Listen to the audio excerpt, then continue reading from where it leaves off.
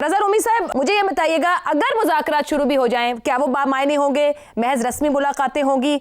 आपको लगता है यहाँ से आगे वजीर आजम के कहने के बाद और हुकूमत जिस तरह से आगे पीछे होती है, कोई वे फॉरवर्ड है पॉलिटिकली? आज आपका अंदाज बड़ा जारहाना है, इसलिए मैं जरा ध्यान से ही बात करूंगा, क्योंकि फिर आप जारहाना नहीं है। शहजाद साहब ने इतने मुश्किल मामलात जो नहीं सुधर रहे, इतना सिंपल हल दिया है कि मुझे लग रहा है हम भी टक्कर ही मार रहे हैं 2 साल से कि खुदा के लिए मुज़ाकरात की मेज पर बैठ जाओ। आजकल तो लगता है आयशा आप भी सोशल मीडिया के असर में आ गई हैं। वहां भी मैं कोशिश करती हूँ दूर रहूं इस असर से।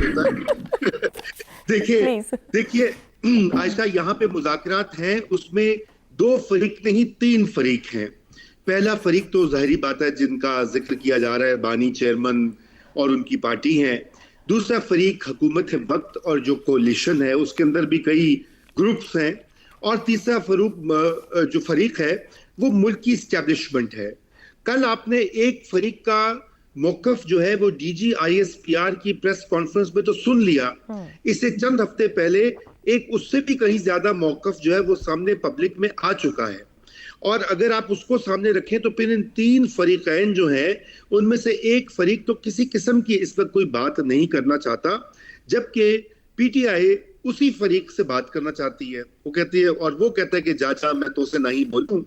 तो अब बात यह कि इन हालात में कौन से मुज़ाकरात और कैसे मुज़ाकरात, ये बिल्कुल एक फराख दिली और एक सियासी, जिसे कहना चाहिए ये टैक्टिक होता है, जो वज़ीर आज़म साहब ने, स्पीकर ने, बारहा उन्होंने ये दावत भी दी है।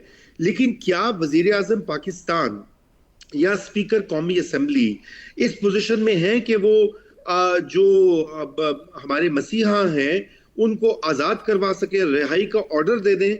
ये ऐसा तो नहीं होगा, क्योंकि वो तो अदालतों ने करना है और अदालतों के पीछे भी और कुव्वतें हैं, उन्होंने करना है। क्या वो इस पोजीशन में है कि वो एक नए फ्रेश इलेक्शंस करवा कर दोबारा से वहीं पे मसीहा आजम को वजीर आजम बना दें? ऐसा भी नहीं हो सकता है। वो ऐसा करेंगे तो खुद अपनी पाँव पे कुल्हाड़ा चलाएंगे।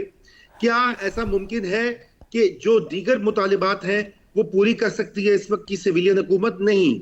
तो इसका यह मतलब है कि ये रस्मी कार्रवाई होगी। आपने चूंकि पूछा है तो आपको साफ साफ बता देते हैं, उससे आगे कोई मामला नहीं बढ़ेगा, नंबर 1। नंबर 2, अगर इस रस्मी कार्रवाई को कोई मानी खेज कार्रवाई बनाना है तो उसमें फिर पाकिस्तान तहरीके इंसाफ को भी कुछ सियासी हिकमत अमली, कुछ बसीरत दिखाना पड़ेगी, उनको भी लचकदार रवैया अपनाना पड़ेगा। और उसमें बहुत सी बातें जिनका जिक्र अभी हो चुका है, मैं दोहराऊंगा नहीं, लेकिन उसमें सरे फहरिस्त एक चीज ये है कि सियासी जो अपना मौकफ पेश करना और अपनी सियासत की एडवोकेसी करना तो बिल्कुल आइन और कानून इसकी इजाजत देते हैं, मगर रियासती मफादात जो हैं उनके ऊपर कॉम्प्रोमाइज नहीं हो सकता, कोई भी जमात नहीं कर सकती। चाहे वो आपके दुनिया से ताल्लुकात हों, चाहे वो पड़ोस के मुल्क से जंग हो, चाहे वो TTP का मसला हो जहां पे इस वक्त शदीद इख्तलाफात सामने आए हैं और कल DG ISPR की कॉन्फ्रेंस ने उसके ऊपर मोहर भी सख्त कर दी है उन इख्तलाफात पर। दुरुस्त हो गया। इस्लामाबाद का शक्करपड़ियां, जो कभी दारुल हुकूमत का सब्ज चेहरा और कुदरती शनाख्त था, आज कई मकामात पर वीरान और बंजर जमीन में तब्दील हो चुका है। मसला सिर्फ दरख्तों की कटाई का नहीं, बल्कि उस अंदाज और तरीक़ाकार का भी है जिसके तहत पूरे एकड़ साफ कर दिए गए हैं।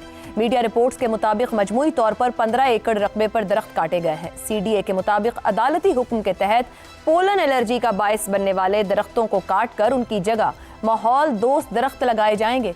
मगर ये मामला महज पोलन एलर्जी के खिलाफ एक इंतजामी इक़दाम नहीं रहा, बल्कि ये रियासती निगरानी और ठेकेदारी निज़ाम और जवाबदेही के पूरे ढांचे पर एक संजीदा सवाल बन चुका है। CDA के अपने ज़राए इस बात की तस्दीक कर रहे हैं कि जिस ठेकेदार को सिर्फ पोलन एलर्जी पैदा करने वाले दरख्त काटने का ठेका दिया गया था, उसने 3 से 4 एकड़ के रकबे पर मौजूद तमाम ही दरख्त बगैर किसी मार्किंग, शनाख्त या तफरीक के काट डाले।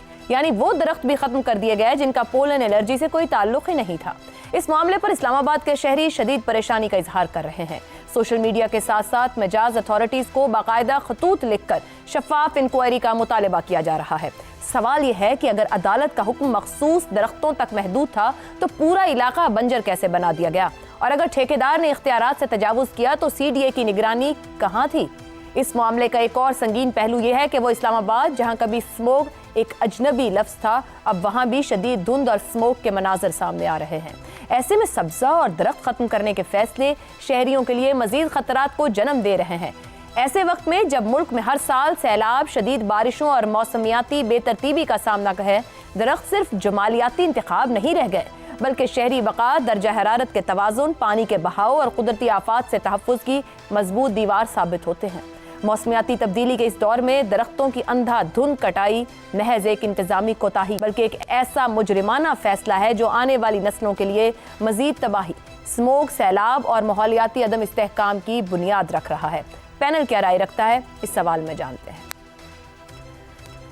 اسلام آباد 15 ایکڑ رقبے پر درختوں کی کٹائی، فیصلہ پولن الرجی کے خاتمے کے لیے کیا گیا۔ CDA، شہر میں دھند اور سموگ، شہری پریشان، عوامی صحت کے تحفظ کا عمل یا شہر کو ماحولیاتی خطرات کی طرف دھکیل دیا گیا؟ شہزاد صاحب۔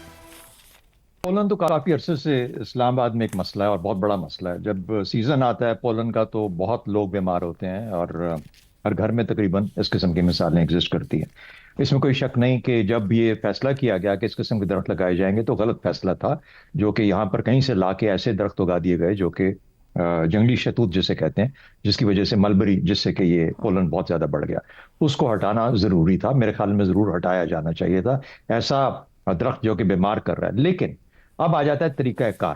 اب آپ مجھے کوئی یہ بتائے کہ ٹھیکیدار نے بغیر اجازت کے اور بغیر دیکھے اور بغیر نوٹ کیے کر دیا تو میں اس کو ماننے کے لیے تیار نہیں۔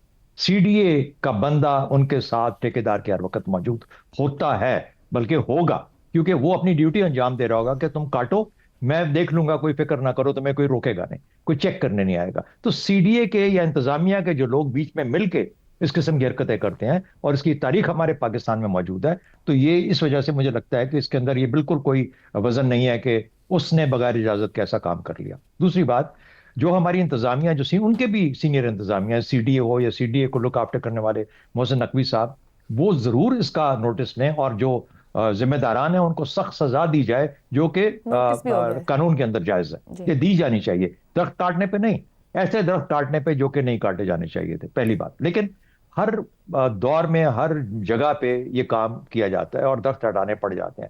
ہر درخت کاٹنے سے پہلے اس کے متبادل 2 درخت اگائے جانے چاہیے، یہ اصول ہے۔ ڈیولپمنٹ کے اندر سڑکیں بنانی ہیں، کچھ ایسی بلڈنگز ڈیولپ کرنی ہے، ایسا بھی نہیں کہ اندر راج آپ کریٹ کر لیں جہاں پر دھوئیں اور مٹی کے بعد اسموگ سے آپ کی جان نہ چھوٹے، جو آج اسلام آباد کا مقدر بن چکا ہے۔ لیکن اگر طور طریقہ ہو، اگر ایک پلاننگ ہو، اگر ایک اربن پلاننگ کے معاملات کو لے کے چلا جائے، انوائرمنٹل پلاننگ والوں کو شامل کیا جائے اور ایکسپرٹس ہو جو کہ معاملہ، تو آپ کو رستہ دکھا سکتے ہیں، بتا سکتے ہیں۔ ہمارے ہاں ہر کام ایک شاہی فرمان کے تحت کیا جاتا ہے اور اس کا پھر نتیجہ یہ نکلتا ہے جو ہم بھگت رہے ہیں۔ میرا نہیں خیال اسلام آباد اب اس مٹی اور دھوئیں کے جو ملغم ہے اس سے کبھی نکل سکے گا، اب ایسا ہی رہے گا۔ رضا رومی صاحب، یہ جو ٹھیکیدار نے پلی لی کہ بغیر مارکنگ بھی کچھ درخت بیچ میں کاٹ دیے گئے، جنگلی شتر، یہ واقعی جیسے شہزاد صاحب نے کہا دہائیوں پرانا معاملہ ہے، مگر موسمیاتی تبدیلی کے تناظر اور آج کی گراؤنڈ ریئلٹی میں اسلام آباد کو نہ کہ درخت مزید دیے جاتے ہیں، یہ سب کچھ جو کیا گیا ہے شہر کی ماحولیاتی سلامتی کے لیے کتنا بڑا خطرہ کریٹ کر دیا گیا ہے؟ عائشہ، اس میں تو کوئی دو رائے ہو ہی نہیں سکتی کہ اسلام آباد ہمارے آنکھوں کے سامنے تباہ ہو رہا ہے۔